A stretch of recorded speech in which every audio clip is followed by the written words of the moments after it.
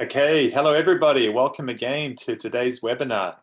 If you've just tuned in, you would have seen that today we're going to focus on the IELTS speaking test.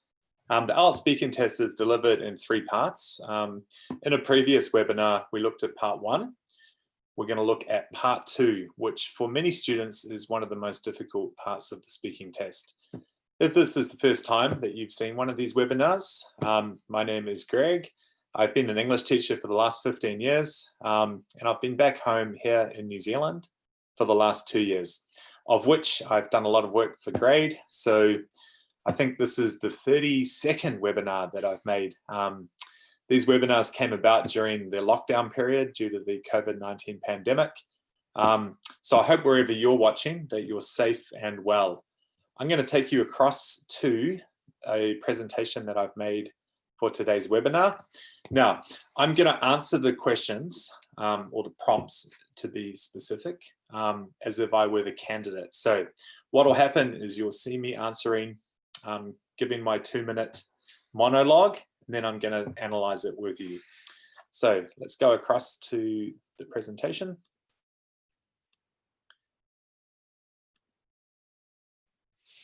Okay, so hopefully you can see that. Now, so what will happen, you will have these instructions for the test. Now, I've slightly adapted these, but as you can see, and I'm sure you're familiar with this if you've taken the test, you have 1 to 2 minutes to talk about this topic. You will have 1 minute to prepare what you are going to say, and you may take notes. Now, to me, that 1 minute is the most important part of the test, apart from the speaking itself.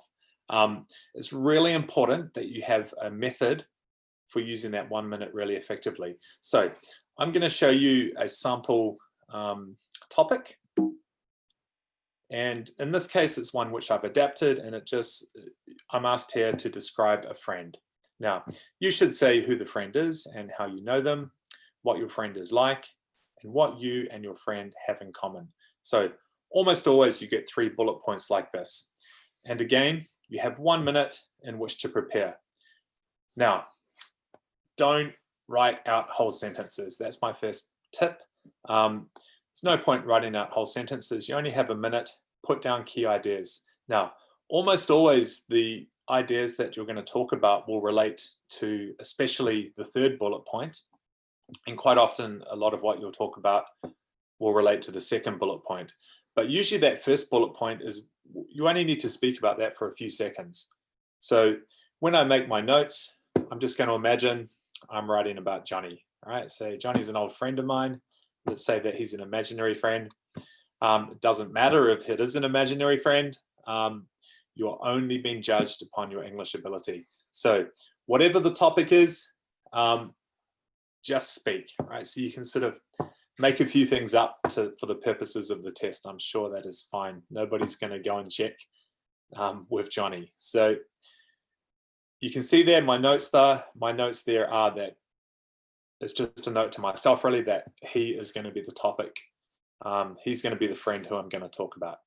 I know how I met him, so I don't need to write that down. That would just be a waste of time. But what I do want to think about are these 2 questions here.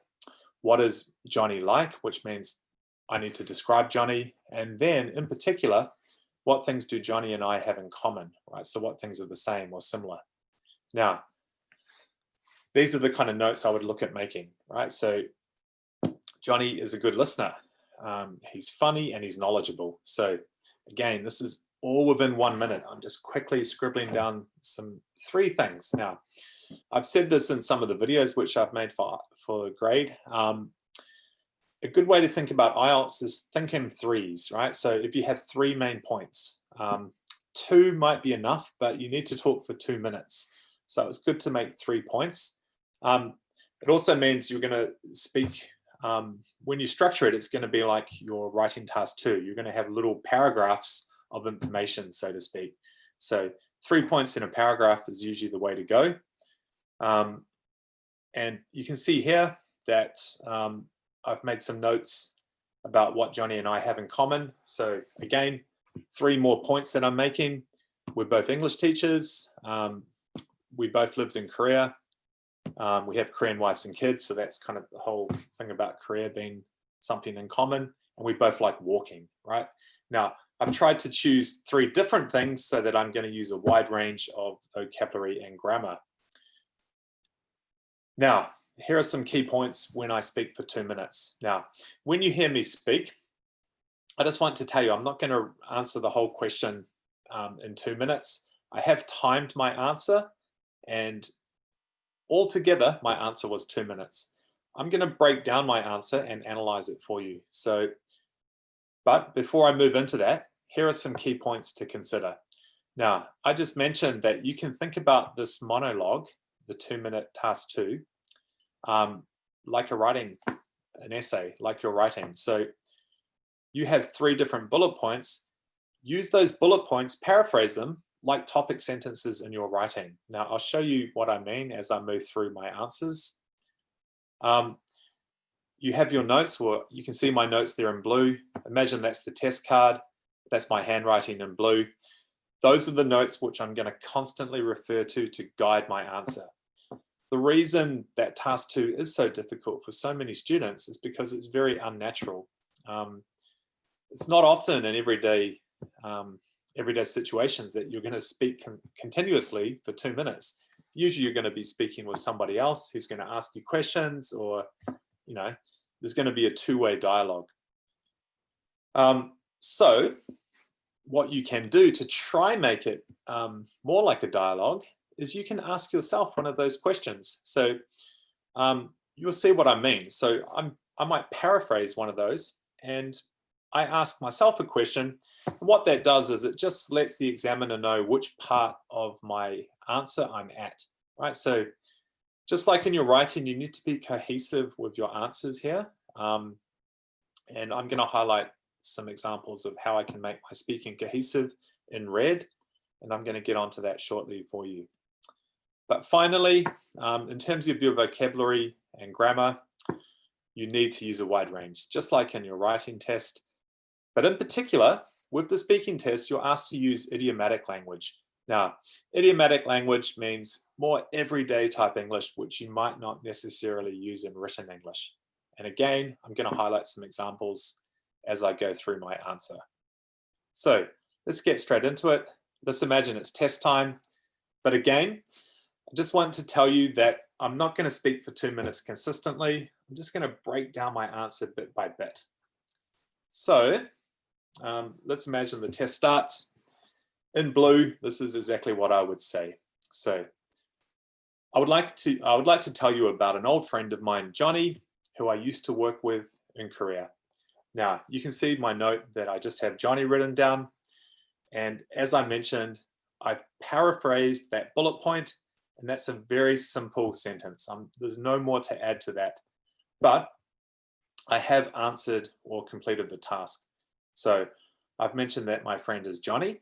He's an old friend, so a little bit more detail. And very importantly, I've used a complex sentence to begin with. And that's one which I think is very easy for you to do. Who I used to work with, who I played football with. So that sort of non-defining relative clause after a comma with who, it's like something that you can tag on, and it's straight away you're demonstrating to the examiner that you can make a complex sentence. Good first impression. Now, here I'm moving on to the second bullet point. So let's imagine it's back to the test. You're going to hear me read out this answer. Johnny is a wonderful person to know. First of all, he is a good listener. We used to share an office together, so we would spend a lot of time chatting about our classes, current events, or just shooting the breeze. We used to socialize a lot with each other, with the other teachers, and sometimes we ended up talking for hours altogether. Johnny is also really funny, so he would use the latest dad joke, which I won't tell you now. So I'm going to analyze what I just said there.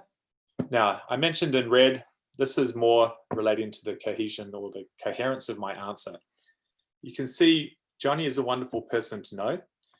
That is essentially the same as a topic sentence that you might see in an essay. So basically my topic here is I'm going to mention and explain why Johnny is a wonderful person to know. And because I have my notes, I know exactly what I'm going to talk about. I'm going to mention that Johnny's a good listener, he's funny, and he's knowledgeable. So all of those things together makes Johnny a wonderful person. Now, I've used a cohesive device like I might do in writing. First of all, then I move on to my first point about Johnny being a good listener. When I move on to Johnny, to the point about Johnny being funny, I indicate that, as you can see in red, Johnny is also, right? So Johnny is also really funny. So it's just making it really easy for the examiner to follow my answer. Again, very unnatural to just keep talking for 2 minutes. So you need to really highlight all your main points as you would in your writing.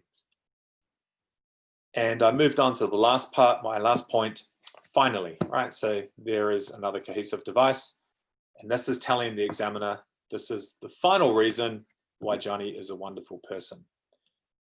Now, I mentioned that with the vocabulary in the speaking test, you need to try and use idiomatic language. I've highlighted some here for you in green. Perhaps this might, the first one, shooting the breeze, this might be a term which you're not entirely, some of you might not really know well. Shooting the breeze means when you're just chatting in general. It's a little bit like small talk. You're talking just for the sake of it. Usually the sort of things you're talking about are not really controversial or, not really overly meaningful. It's just, you might say, how's your day going? What did you do on the weekend? Shooting the breeze. So that's a good example of idiomatic language, which I've tried to add into my answer. Sometimes we ended up. Again, you might not be familiar with this expression. And quite often it is idiomatic language, which English learners do find the most difficult. Idiomatic is also figurative sort of language. So ended up means this is the result, right? So Johnny and I, we used to socialize a lot with the other teachers, and sometimes the result was that we all talked for hours together, right? So ended up means the result. What happened because of something. If you don't know what a dad joke is, this is probably an example of more modern English. It's a term which I've noticed over the last few years. It's quite literal. It's the type of joke that your dad might tell you. Usually they're puns, which means when you have a double meaning of a word. So teachers usually like these kind of jokes. So if you don't know what a dad joke is, I'm not going to embarrass myself by telling you one right now. You can go onto YouTube, on the internet, look up dad jokes, and you probably will not find them very funny. So now I've highlighted these in blue because these are examples of a different range of grammar. So if you've watched previous webinars, you'll see 2 different types of sentences that I've highlighted. The one down the bottom with which, that is a complex sentence, a relative clause, complex sentence, but it's also good to use some compound sentences. As you can see, I've highlighted so.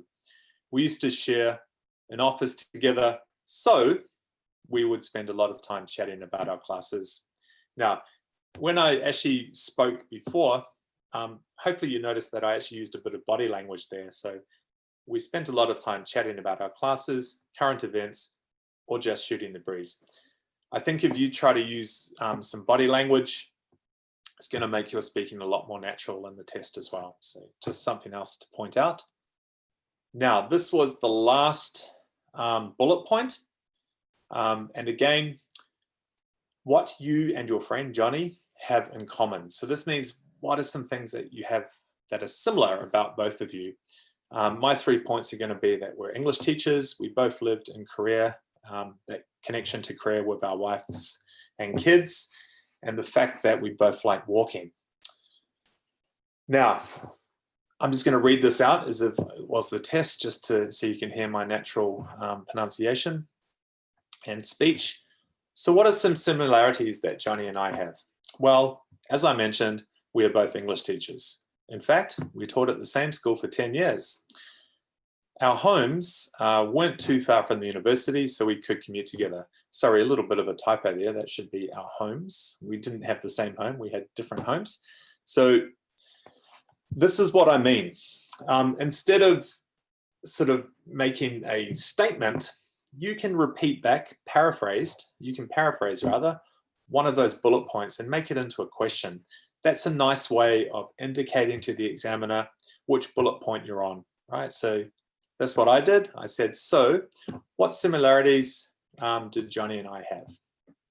What are similarities that Johnny and I have, right? So it's indicating to the examiner that I'm moving on to that last bullet point. You can see in red also, in fact, is just another way of using a cohesive device. Another thing, so all of my cohesive devices are different. And again, like with your writing, try to get a bank of cohesive devices that you can use so you're not going to be repeating the same ones. If you repeat the same ones, it is indicating that you don't have as wide a range of vocabulary as you could possibly use. Let's look at some of the vocabulary itself, or some of the word choices. So that's what I mean by paraphrasing. So to have in common, as I've said, same meaning as similarities. And commute was just a different way. I didn't want to use the word walk too often. So our homes, sorry about the typo, our homes weren't too far from the university, so we could commute together. So the reason I went with commute as well is because it's less frequent than something like walk or drive. So if you can demonstrate some vocabulary which is less frequently used, it's definitely going to result in a better score. Now I'm just going to read out this next part as if I were taking the test, so you can hear my natural speech. Another thing is that we both have Korean wives, which made it really easy for our families to meet all together, meet together. Our daughters are also around the same age, so while the parents talked, they could play together. All of us parents are close in age too. Now, let's move on. Johnny and I also like walking. Korea has some great hiking trails, so we usually went for long hikes every weekend, even in winter. Actually, the last hike we went on together was a really cold day, and it started snowing when we were near the top of and you can imagine what I would have kept talking about, the mountain. So the reason I've given you this example here is it's an example where I'm using past tense, right? So using different tenses is definitely going to increase your score. You're using a wider range of grammar. And when I timed myself the first time, I realized that my answer was not really close enough to 2 minutes. And you would get that indication from the examiner during the test. So if you realize that you haven't spoken for enough, put in actual real world examples. So the first time I tested myself, I looked at the timer and I think I had another 30 seconds left. So this is why I've added this little bit to my answer, where I'm giving an actual example of the last time I went hiking with Johnny. And it wasn't too hard to do because it's all in my memory. Then just to kind of wrap things up, I kept talking about that. I said, luckily we had the right gear and there was a hot meal waiting for us at the bottom of the mountain. That was at the start of 2018. So it has been over 2 years since we last met.